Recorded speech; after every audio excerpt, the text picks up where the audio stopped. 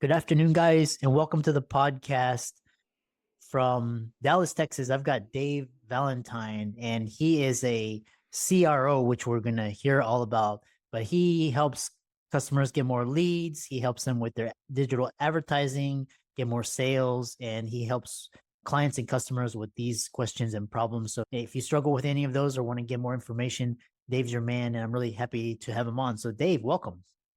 Thanks for having me, Chris. This is going to be fun. Yeah. Briefly introduce yourself and we'll dive into the conversation. Yeah, my name's Dave Valentine. I'm a serial entrepreneur and business owner. Owned 11 different companies, had 9 different exits. My background and specialty is in marketing and sales. And as the chief revenue officer at the media group that I'm a part of, we help companies big and small, some that you've heard of for sure, and a bunch that you haven't as well, grow their revenue and increase their sales online and lead generation and all that sort of thing through digital advertising and search engine optimization. Yeah. And we'll dive right into the conversation. And so, first thing is, a lot of people, they've told me that they hired a Facebook ad or Instagram ad and their digital ads aren't working. And why is that? Yeah, most of the time it's because I like to say, Chris, anyone can be a professional marketer. They can just decide, I'm a professional social media advertiser or whatever. The reality is, just like in baseball, you've got single A baseball players. When they file taxes, it says professional baseball player on their taxes. So do the people in the major leagues, right? It's a different product. It's a different experience. And there are a lot of people out there that are playing single A marketing. And a lot of times when they're not getting results, it's because there's no sophistication to their advertising, right? So some of the things that listeners can do right now to make their social advertising better, this is a strategy that we use for every single one of our clients. It works really well. Run ads to grow your followers. Could be on any social media platform. And then retarget those followers with ads for your products and services. It sounds stupid, but it's really effective. So if someone's following you on Instagram, let's say, they're actually 6.8 times more likely to purchase from you if you show them an ad than someone that's never followed you before or hasn't heard of you.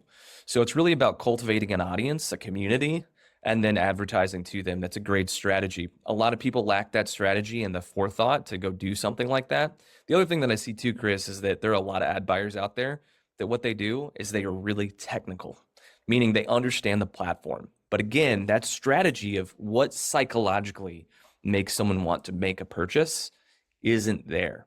And so it's about creating campaigns that psychologically hook customers and clients with your messaging, with your video or your visual asset, and then also understanding that technical side. When you have all that together, you get great results. Yeah. And yeah, you're talking about sophistication. The other question is, which ad platforms are worth testing for different types of e-commerce brands?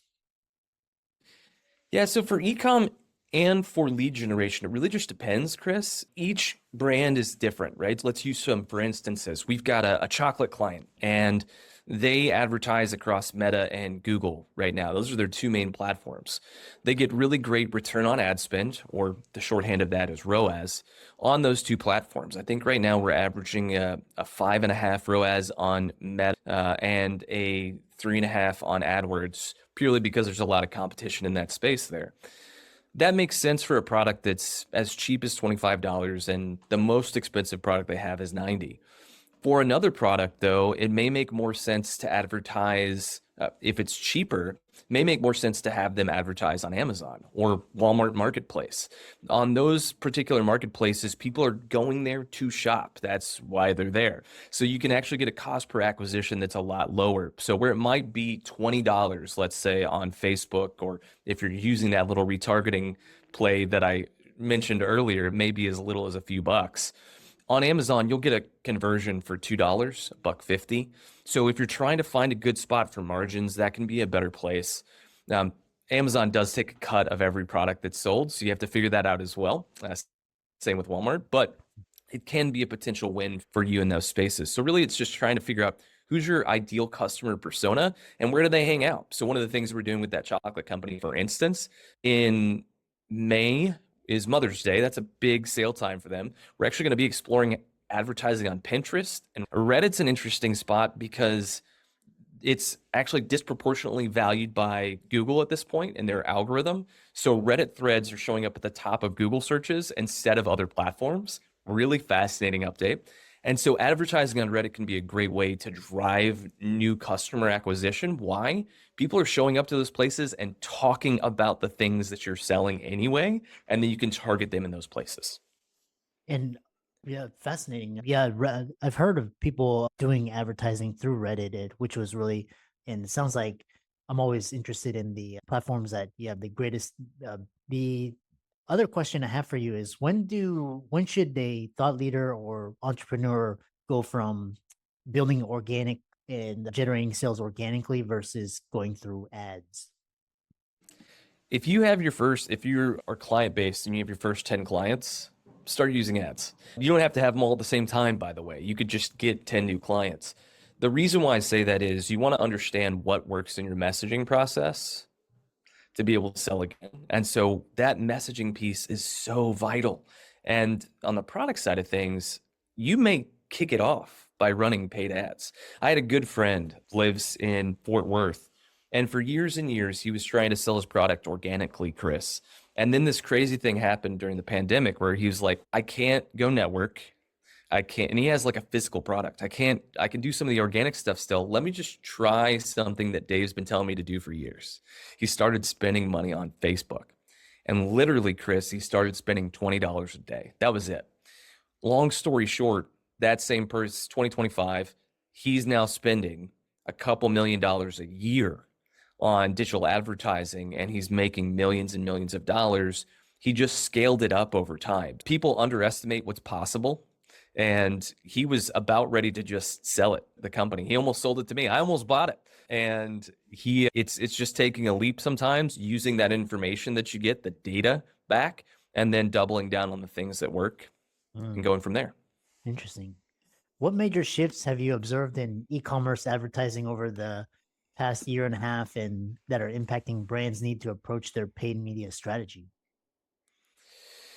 Omnichannel is no longer an option. So you can start out on one channel, Facebook, Instagram, Google, whatever that is, but you're going to have to move pretty quickly to hitting people in more spots. Why? There's more noise. There's more noise than ever before. And so what it's taking now for someone to make a purchase across the board, this is an average. This is not a hard and fast number. It's 4 different platforms. They need to see you in 4 different locations before they go make a purchase from you. So you have to expand beyond whatever channels you're on right now. And it's why we're taking clients, that chocolate company as an example, we're taking them from Meta and Google to Pinterest and Reddit as well. We're trying to find new channels to advertise, getting them on Amazon, advertising on there as well. Why? We want everybody that would possibly want to engage with this product. It's a high-end quality chocolate product to purchase it. And then what can they go do? Like now they become that fan. Now they're the ones that are talking about it to their friends, and more organic sales happening as well. Are you seeing a lot of ad spend on TikTok decline and go to other platforms that are similar to TikTok? What are your thoughts on that aspect? I think that you should advertise on platforms for as long as it works and as long as they're available. We have seen some big advertisers shift away from TikTok because of the potential that it could get blocked. That being said, most people are still advertising on it. And the reason why is people are still using it. People are still on the platform. And if there are eyeballs, then you're going to want to show up there. And if you're like uncertain, should I use TikTok? Should I not use TikTok? Use it as long as it exists. I also think that Vines are going to come back. So Vine is owned by Twitter or X. I still can't call it X, man. I'm from the old school days where we still had to text in tweets. Yeah, I think that Vines are going to make a comeback, and that's going to be another platform to use. I also would say something that no one talks about, but this was just highlighted last week during the Super Bowl, is that the NFL is using Snapchat now, and they're advertising there to try and get more Gen Zers into football. And so there are all these platforms that are so wonderful and can massively help you, but you have to go try them out and play around with them. And spending a few $100 to go see if it works is totally worth it. Next question I have for you is, how do you see artificial intelligence playing a role in how digital advertising is working, and also with the fact that now that you've got Gen AI and chatbots and agentic AI? Yeah, I mean, AI, we're at the tip of the iceberg on how it's going to be leveraged in a good way. I think that some of the things that are already happening on platforms is AI text writing is already happening, right? So if you go set up a Google ad or a Meta ad, they're going to give you ideas based off what you put in, some basic information automatically. One of my favorite things to do with AI, Chris, go into ChatGPT and educate ChatGPT about your business. Ask Chat so that it can understand what's going on, and then say, hey, I want to run a Valentine's Day ad for this product. Can you write some copy for me? How about you give me 5 variations? What I think it's doing already, Chris, is it's allowing brands and marketers to get more done at speed. And so whenever people are like, AI is just going to replace people, we're a long way off from that, way farther than the AI people would like to admit. What is happening right now, though, is AI is augmenting the human capacity to accomplish a lot of tasks. And so as we do that, what's going to end up happening, I believe, is we're going to get a lot more prolific in the amount of content that's being produced and advertised out on different platforms, in large part because people don't have to use their own brain and their own fingers all the time. They can work with AI to leverage and get a lot more done, a lot more output with about the same amount of work. Yeah, I really enjoyed this conversation. And finally, what I've noticed that you were talking about is just people calling themselves all these different things. But for listeners who are struggling with their current agency relationship, what questions should they be asking to evaluate whether that or not they have the right partner? Chris, that is a remarkably good question. So one of the things that I like to ask is, hey, what are your plans for my brand next quarter? And if they can't answer pretty quickly with a response, then there's a challenge there, right? So when you say, hey, what are your plans for my brand next quarter? They should have some ideas. Doesn't mean they have to have it all planned out, but they should be going, I'm already thinking about Mother's Day, and Father's Day is coming up, and Easter's late this year. It's on the 20th of April. That's a thing that we're going to need to be aware of too. And here's some of the campaigns that we're thinking about. Like, there needs to be something already in the hopper. The other thing that I'd want to ask too is, what do you define as success to the agency? And I always like to do that before the relationship starts, right? So if the agency point of contact says our level of success is whatever you define as success, that's fine. Great, great. So I get to define it. So now I'm going to say, hey, my definition of success is a really high return on ad spend. If the agency comes back and says, we don't think that we can hit that, okay, then what is your expectation for success for my account then? And so it needs to be a thing where you understand at a high level what the goal is. And a lot of times what ends up happening is, and I've seen this over and over, the client says, I want to make more revenue. So give me leads, drive web traffic, make me sales. And they'll spend bukus of dollars to make that work. And then it's not profitable in the end. And so a lot of times, if you're the owner, the entrepreneur, the point of contact in your company, and you're working with an agency, you need to spell out and you need to figure out on your own end, what does a reasonable return look like? What has to happen? What do we have to hit for us just to make it? And then what would be above that would be a really good stretch goal that would make it so that we're making money and getting a new customer every time. Once you figure that out and you're able to communicate that with your agency and you set expectations, then you just hold them to the expectations. If they can't hit it, find somebody else. How can people find out more about you and check out your agency and connect with you? Yeah. So you can find me on any social media platform at RealDVal, RealDVAL, on Instagram, TikTok. Those are the ones that I'm most prolific on. You can also find me on LinkedIn. I usually write an article a week there and give updates about the advertising industry and what we're seeing. And I also give some insights of what other people can do. So you can find me there.